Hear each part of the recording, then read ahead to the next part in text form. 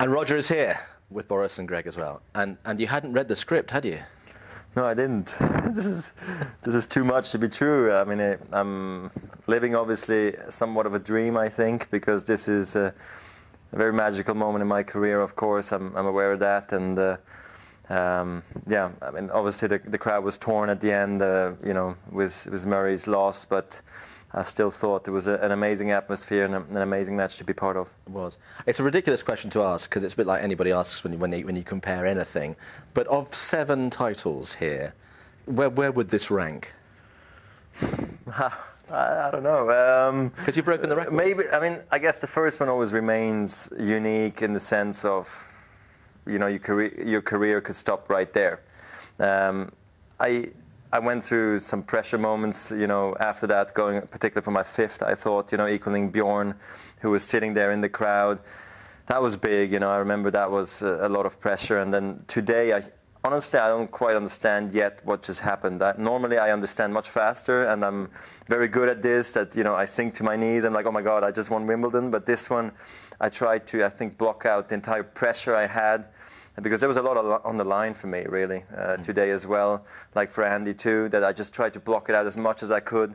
So when it all happened, I was like, oh my God, it's over, you know, and I think it's going to take me some time to understand what just happened. Just to ask one more and then the guys can come in.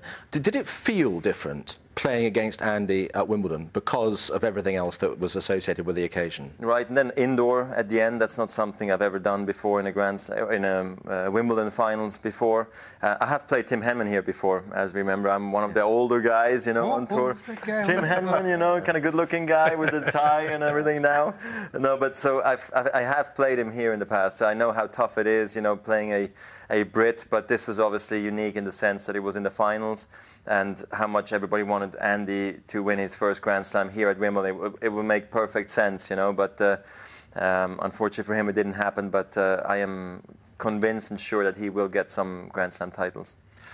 I felt that you changed your game quite dramatically from the first set, where you felt you rallying a bit more than necessary, into the second set, third set, you kept the ball short.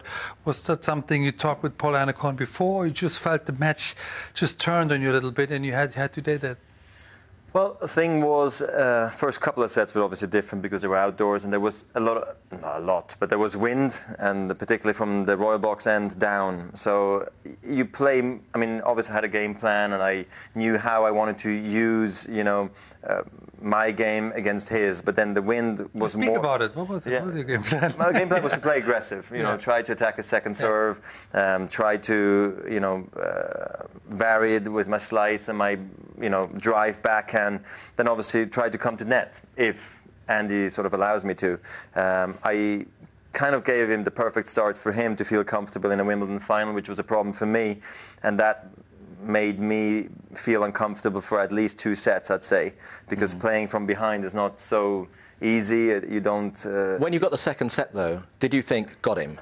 No, I mean, I knew that this is big, because this is going to extend the match by a long way. This might now become physical and mental, which I don't want to say works in my favor, because I think Murray's one of the fittest guys out there. But mentally, I know it's not a problem for me, whereas maybe him, you still, you know, wonder sometimes. But at least it kept me out there for a longer period of time. And then, I mean, we saw the clouds coming in. It was thick clouds out there, so that was unusual, of course. You know, then having to switch to indoors for the rest of the match. Great. Well, the other thing is, what record's more important to you? You know, you're just going to beat not Roger Federer, I should say, Pete Sampras' record of 286 weeks as world #1. You've won 7 Wimbledons. You know, what keeps you motivated? You got 2 kids, a lovely wife. Right. What drives you to do all these records and continue playing so well?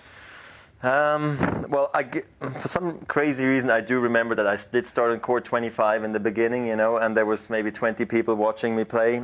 Even though I was a crowd pleaser, people loved to see my tennis, and I did go through the rankings quickly. I mean, I played you in the very beginning. Unfortunately, I missed your Boris. So you can play him in the other 35. Right, hopefully one day, you know.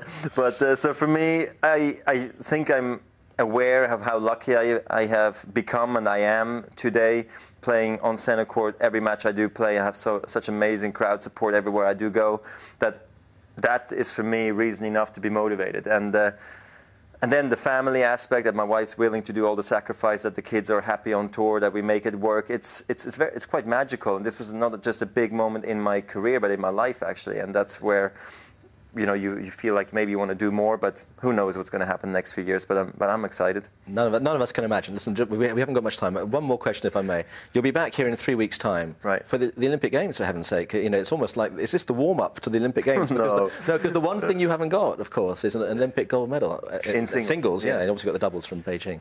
How much do you want that? I mean, I want it badly, but I think... other 64 guys want that too, you know. Now, of course, I feel that I have a good chance to win here because of my history here at the championships. You think?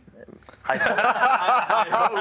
hope, God. Still so humble. Number one player in the world. No, but it is, what I'd like to say is, like, actually it is a very special moment in the game of tennis for us to be able to play the Olympics here at Wimbledon. I think for our generation this is very lucky, and now all I'm hoping is I'm staying injury-free, healthy for the next couple of weeks, that I can really attack the Olympics here.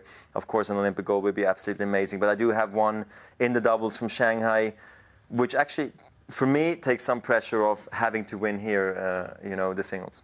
Well, listen, the best of luck in 3 weeks' time. Not that you need it. And we'll see you for number 8 next year, maybe. Well, we'll see. Who's to say? Listen, thanks very much for coming in. My pleasure. Roger Federer, of course. So,